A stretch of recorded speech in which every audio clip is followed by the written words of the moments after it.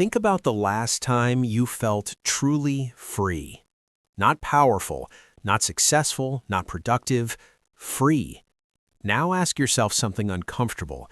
Did convenience give you that feeling, or did it take it away? Because here's what nobody talks about. Modern life feels easier than ever. Everything is one tap away. Everything is delivered. Everything is instant. But somehow, we've never felt more trapped. And if you stay with me for the next minutes, I'm going to show you exactly how this happened. How convenience became a cage. How freedom became dependence. And how the life you thought was making things easier is actually making you weaker. Let me take you back for a second. Remember when they first introduced all these conveniences? Online shopping, so you didn't have to go to the store. Food delivery, so you didn't have to cook. Streaming, so you didn't have to wait. GPS, so you didn't have to remember directions. Social media, so you didn't have to feel alone. The pitch was simple. Convenience equals freedom. Less effort, less friction, less struggle. One tap, one click, one delivery. Everything faster, everything easier, everything optimized. And at first, it felt like freedom. It felt liberating to not have to meal plan, to not have to drive to the store, to not have to figure things out. But then something strange started happening. Life got easier, but you got more exhausted. Life got faster, but you felt more rushed. Life got more convenient, but you felt more anxious. So why does life feel heavier? Why do we feel exhausted, overwhelmed, dependent, even though nothing has ever been so convenient? This isn't an accident. It's a design. If you've ever felt like convenience is controlling you instead of freeing you, drop a comment and just write, "I feel this." Let me know I'm not alone in seeing this. Here's the part most people never realize. Convenience doesn't remove effort, it relocates it. Let me explain. You don't cook anymore, so you scroll through delivery apps for 20 minutes deciding what to eat. You don't walk to the store, so you sit in front of a screen for hours ordering things. You don't wait for anything, so you constantly refresh, check, reload, verify. You don't solve problems, so you Google every tiny question, never building problem-solving skills. Your body stopped working, but your nervous system never did. Think about your average day. You wake up, check your phone. You eat breakfast. Someone else made it or delivered it. You get to work. GPS tells you where to go. You work, staring at a screen. You eat lunch, delivered. You entertain yourself, streaming. You exercise, maybe, if you feel like it. You go to bed, phone in hand. Your body barely moved, but your mind, it never stopped processing, never stopped deciding, never stopped being stimulated. Convenience feels like freedom until you realize you can't function without it. In America, we've built an entire economy around convenience. Drive-thrus, Amazon Prime, DoorDash, Instacart, Netflix, Uber. We don't walk anywhere. We don't cook much. We don't wait for anything. And we call this progress. But what if it's not? If you're starting to see how convenience might be a trap, hit that like button. This video needs to reach more people. Now let me show you how the trap actually works. Because convenience doesn't trap you overnight. It does it slowly. So slowly, you don't even notice. Stage 1, convenience feels helpful. Wow, I don't have to cook tonight. I'll just order in. I don't have to drive. I'll just Uber. I don't have to go to the bank. I'll do it on my phone. It feels like a relief, a time saver, a smart choice. Stage 2, convenience becomes default. You stop cooking regularly. Why would you? It's easier to order. You stop walking places. Why would you? You can drive or ride. You stop remembering phone numbers. Why would you? They're saved. Stage 3.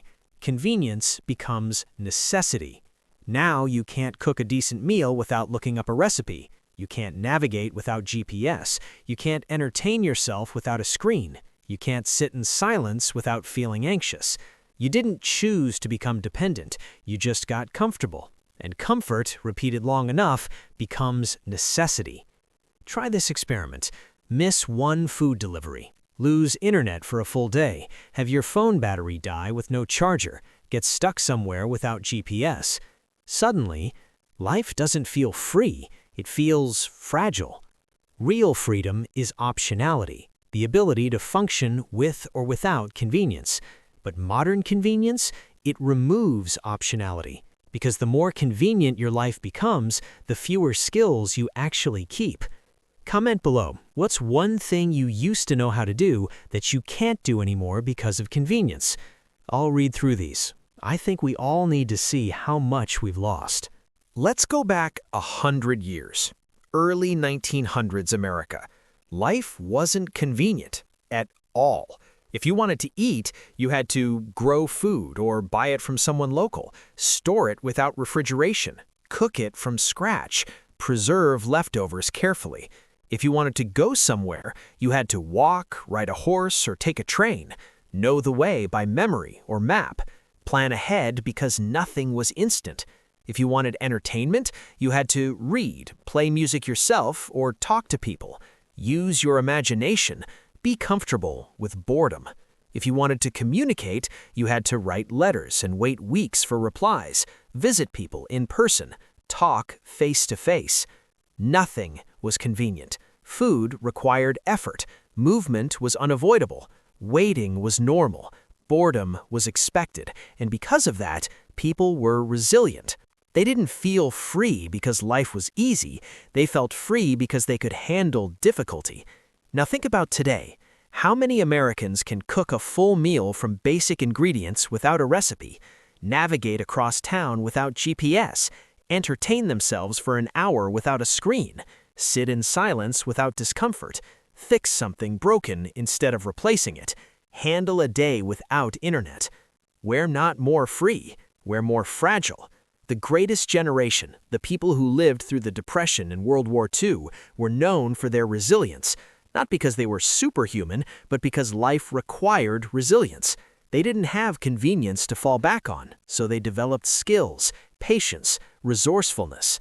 Today, we've outsourced all of that, and we call it progress.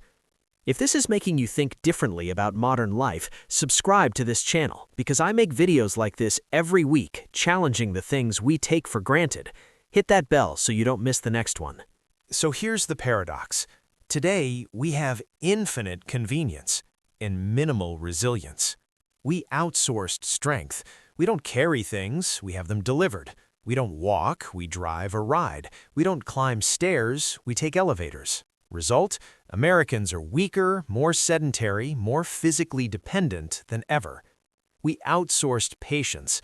We don't wait for anything. We expect instant results. We refresh, reload, complain if something takes more than 5 seconds. Result, anxiety, frustration, inability to delay gratification. We outsourced problem solving. We don't figure things out, we Google them. We don't troubleshoot, we call support. We don't learn, we look it up and forget. Result, dependence on systems we don't understand. We outsourced connection. We don't visit, we text. We don't call, we DM. We don't gather, we scroll. Result, loneliness epidemic, despite being more connected than ever. Convenience didn't make us weak overnight. It made us dependent slowly. So slowly we didn't notice. And here's what makes this so insidious. It feels good while it's happening.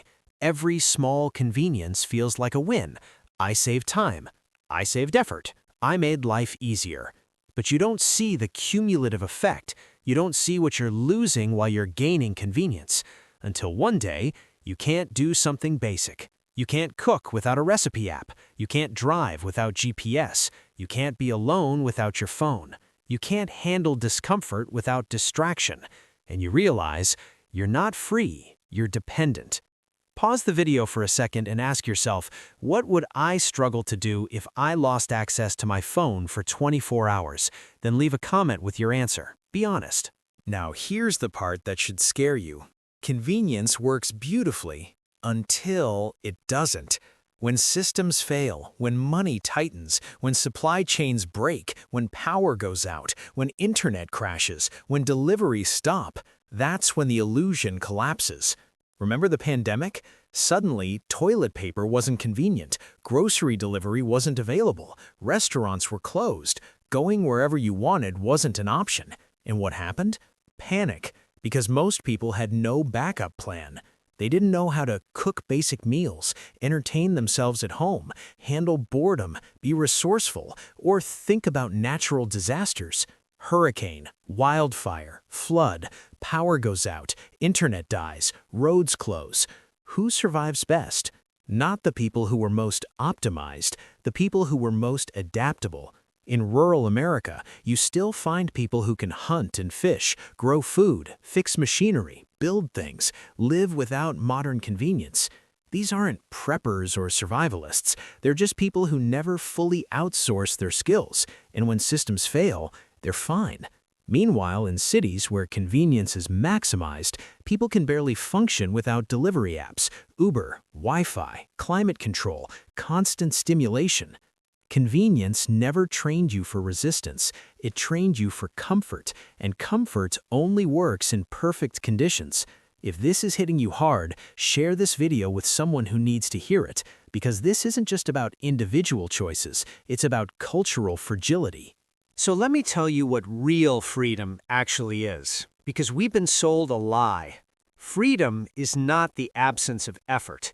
Freedom is the ability to survive without comfort. The strongest people aren't the most optimized, they're the most adaptable. The freest people aren't the ones with the most conveniences, they're the ones who can function without them. Real freedom means you can cook a meal without a delivery app. You can navigate without GPS. You can be alone without anxiety. You can sit in silence without discomfort. You can solve problems without Google. You can survive a day without internet. Convenience feels like freedom until you realize it only works in perfect conditions. Think about the American ideal of freedom. Independence, self-reliance, rugged individualism.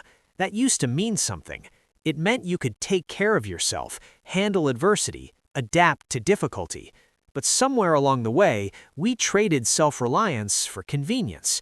And now freedom means I can get whatever I want whenever I want it. But that's not freedom. That's dependency with better marketing. Do you agree? Disagree? Drop a comment and let's have a real conversation about this, because this topic matters more than people realize. Okay, so what do we do about this? Because I'm not saying you need to go live off-grid in the woods. I'm saying you need to reclaim optionality. 1. Relearn one skill you've outsourced. Cook a meal from scratch, no recipe app. Navigate somewhere without GPS.